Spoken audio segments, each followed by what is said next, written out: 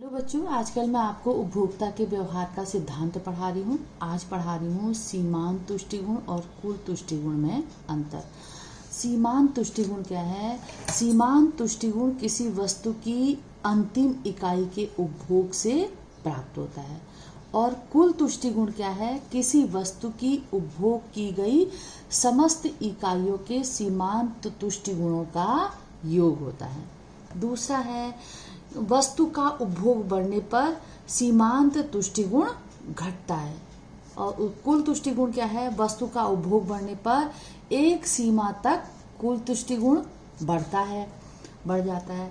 तीसरा है, पूर्ण संतुष्टि बिंदु पर सीमांत तुष्टिगुण शून्य हो जाता है। और पूर्ण संतुष्टि बिंदु पर कुल तुष्टिगुण अधिकतम हो जाता है। ये अंतर है। देखो, उसमें उस सीमांत तुष्टिगुण शून्य हो जाता है, तो इस समय क्या है? कुल तुष्टिगुण अधिकतम हो जाता है।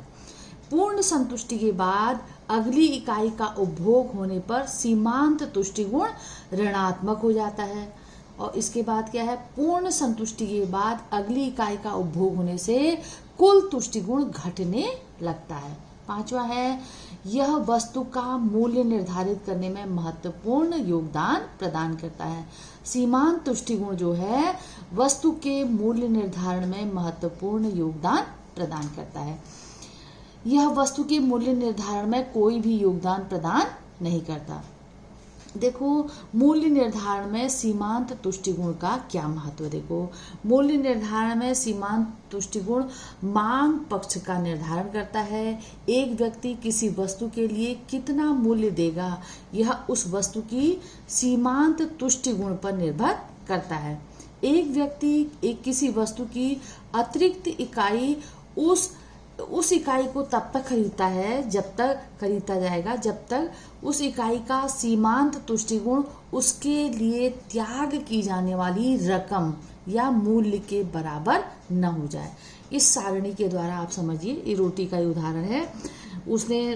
उपभोक्ता ने रोटी की 7 इकाइयां हैं, 1 2 3 4 करके 7 इकाइयां हैं। और रोटी का मूल्य क्या है? बराबर है। हर रोटी का मूल्य, चाहे पहली रोटी हो चाहे 7वीं रोटी हो, मूल्य सबका 10 है, 10 के बराबर है। परंतु जब वो उपभोग करता है तो पहली इकाई से उसे 50 के बराबर तुष्टिगुण, सीमांत तुष्टिगुण प्राप्त होता है।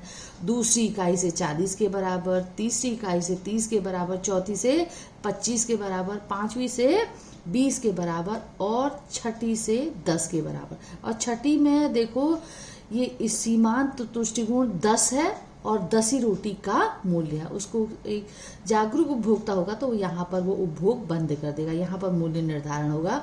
और 7वीं इकाई से उसको सीमांत तुष्टिगुण उसका इतना घट जाता है कि मूल्य से कम उसको तुष्टिगुण प्राप्त होता है। इससे अधिक उपभोग करता है तो उसको हानि होती है।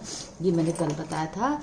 सारणी के से स्पष्ट हो जाता है, उपभोक्ता छठी इकाई पर आकर रुक जाएगा, क्योंकि वह रोटी से प्राप्त होने वाला सीमांत तुष्टिगुण उसके लिए दिए जाने वाले मूल्य के बराबर होता है।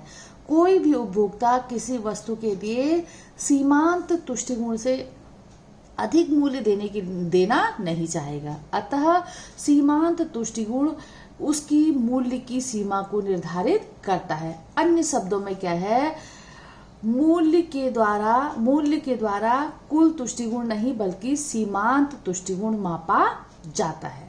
अब इसके आगे फिर मैं कल पढ़ाऊंगी हरासमान उपयोगिता नियम क्या है।